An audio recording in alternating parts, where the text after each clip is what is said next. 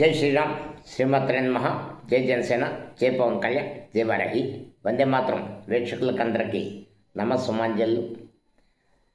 ఈ దేశంలో, భారతదేశంలో ఏ రాజకీయ పార్టీ కన్నా అస్తిత్వం ఏంటంటే కులాల మధ్య, మతాల మధ్య చిచ్చు పెట్టి విభజించి పాలించు అనే థీరీ అలవాటైపోయింది. ఇప్పుడు తెలంగాణ ప్రభుత్వంలో,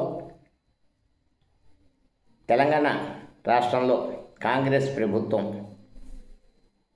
బీసీలకి 42% రిజర్వేషన్ అనే అంశం తెర మీదకి తీసుకొచ్చింది. దాన్ని మిగిలిన పార్టీలు ఖండించలేవు, ఎందుకంటే పోతే వాళ్ళ ఓట్లు పోతాయి. ఇది ఆచరణ సాధ్యమా? ఓ జీవో నెంబర్ 9 అని ఒకటి రిలీజ్ చేసింది. బిల్లు చేసి కేంద్రాన్ని పంపింది, గవర్నర్ పంపింది. గవర్నర్కి అక్కడి నుంచి ఆమోదం రాలేదు. కేంద్ర ప్రభుత్వాన్ని పంపింది, ఆమోదం రాదు. ఏంటంటే ఇది ఒక రాజకీయ క్రీడ.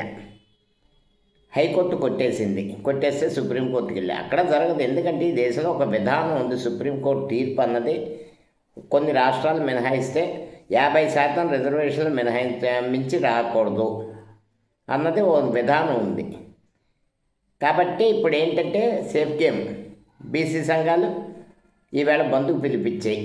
దానికి రాష్ట్ర ప్రభుత్వం మద్దతు ఇచ్చింది, బీజేపీ మద్దతు ఇస్తుంది, బీఆర్ఎస్ మద్దతు ఇస్తుంది. విధానాలు అయితే ఇది ఏంటంటే ఎవరో కూడా మేము వ్యతిరేకం అని చెప్పలేని పరిస్థితి. అసలు రిజర్వేషన్ల పరిధి ఏంటి, వాటి ఎవరికి అందజేయాలి? ఎప్పుడో 30 ఏళ్ల క్రితం యండమూరి వీరేంద్రనాథ్ గారు ఒక నవల పేరు గుర్తులేదు,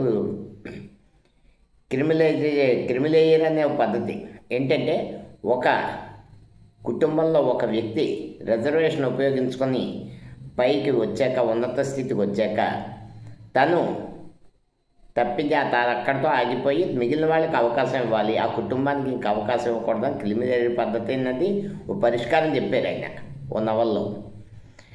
తర్వాత ఎక్కడెక్కడైతే రిజర్వేషన్లు ఉన్నాయో, ఏ కులాలకైతే ఆ రిజర్వేషన్లు అందరికీ అందుతున్నాయా లేదా, దాన్ని అందరూ అందిపుచ్చుకుంటున్నారా లేదంటే అక్కడ ప్రభుత్వ వైఫల్యం. ఎందుకంటే ముందు ఫస్ట్ రిజర్వేషన్లో చేసేది ఏంటంటే ఫస్ట్ చదువుకోవడం, విద్య అందరూ కూడా పిల్లల్ని చదివిస్తున్నారా? దానికి నాన్ ఫార్మల్ ఎడ్యుకేషన్, నిర్బంధ విద్య, అనీతి విద్య. అందులో భాగంగా ఎవరైతే పిల్లల్ని చదివించరో వాళ్ళకి ఏ ప్రభుత్వ పథకాలు వర్తించవని అందరినీ కూడా ఆ రిజర్వేషన్ భాగస్వామ్యాలు అన్ని కుటుంబాలకి అందించాలి. అందించిన తర్వాత క్రమేపీ అవకాశాలు మెరుగుపరచాలి. ఈ రిజర్వేషన్ ఫలాలు అనుభవించిన వాళ్ళు ఒక ఉన్నత స్థితికి చేరాక మిగిలిన వాళ్ళకి అవకాశం ఇవ్వాలి. ఇదొక విధానం. ఇక్కడ ప్రజలు, నేను ఒకటే చెప్తాను, నేను ఎప్పుడు కూడా కుల సంఘాలను గౌరవించను, రాజకీయ పార్టీలను గౌరవిస్తాను. రాజకీయ పార్టీలకు విధానం ఉంటుంది, ఆ టైంకి అటు ఇటు ఏదో ఒకటి వాళ్ళని. కుల సంఘాల పేరు చెప్పి నాయకులు ఎదగడమే కానీ కులాలను పైకి తీసుకొచ్చిన దాఖలా భారత చరిత్రలో నేను చూసిన ఒకే ఒక నాయకుడు ఎంఆర్పిఎస్ వ్యవస్థాపకుడు మందకృష్ణ మాదిగ. ఆయన ఆ రోజు నుండి ఈ రోజు వరకు పోరాటం చేసి రకరకాల దఫాలు చేసి అన్ని పార్టీలని పట్టుకొని మొత్తానికి వర్గీకరణను చట్టబద్ధం చేసుకుని ఒక ఘన విజయం సాధించిన వ్యక్తి ఈరోజు కూడా కనీసం ఒక పదవి తీసుకోలేదు. ఎంతోమంది కుల సంఘ నాయకులను చూసాం, ఎమ్మెల్సీలు అయిపోయారు, ఎంపీలు అయిపోయారు, ఇతరత్ర అయ్యారు.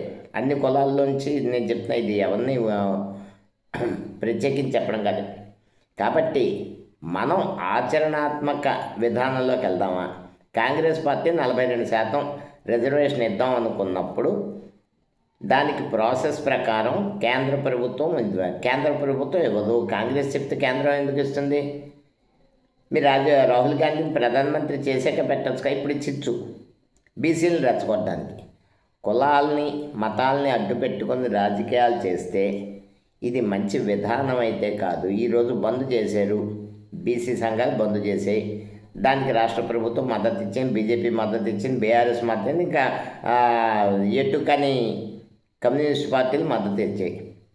ఈరోజు ప్రయాణం చేసిన వాళ్ళందరి దగ్గర 5 రెట్లు వసూలు చేశారు. ఆటోలు కానీ, ఇతరత్ర వెహికల్స్, ట్యాక్సీలు కానీ, బస్సులు కానీ, ప్రైవేట్ ట్రావెల్స్ కానీ. ఆర్టీసీ బస్సులు మూలన పడి ఉన్నాయి. ఓ రూపాయి సంపాదించకుండా. ఎవరి వైఫల్యం ఇది? నెక్స్ట్ కులాల మీద ఇంత మక్కువ ఉన్నవాళ్ళు బీసీలు కానీ ఇతర కులాలు కానీ, మరి మతం మీద ఎందుకు ఉండదు? మతం మారితే కులం వర్తించదు కదా. అక్కడ మీ నిబద్ధత ఏమైంది? అది కూడా ఆలోచించాలి కదా. ఈవేళ బీసీలో ఏలో ఉన్నవాళ్ళు మతం మారితే బీసీ సిలోకి వస్తారు, బీసీ బీలో ఉన్నవాళ్ళు బీసీ డీలోకి, ఇంకా రకరకాలు ఉన్నాయి. అది ఎందుకు సమర్థించాలి? నేను ఒకటే చెప్తున్నా, దీని పరిష్కారం ఏంటంటే, మీకు అవసరమైనప్పుడల్లా రాజకీయ పార్టీలన్నిటికీ అవసరమైనప్పుడల్లా ఓ మంటేసి చలి కాచుకోవడం కాకుండా దేశవ్యాప్తంగా కులగణన మతగణన ఖచ్చితంగా జరగాలి. జరిగి ఎవరు ఏమిటన్న నిర్ణయించి ఆ జనాభా ప్రాతిపదిక పరంగా ఖచ్చితంగా రిజర్వేషన్లు ఇవ్వాలి. జనాభా ప్రాతిపదిక పరంగా ఎవరికి ఎంత శాతం ఉంటే వాళ్ళు అంత శాతమే.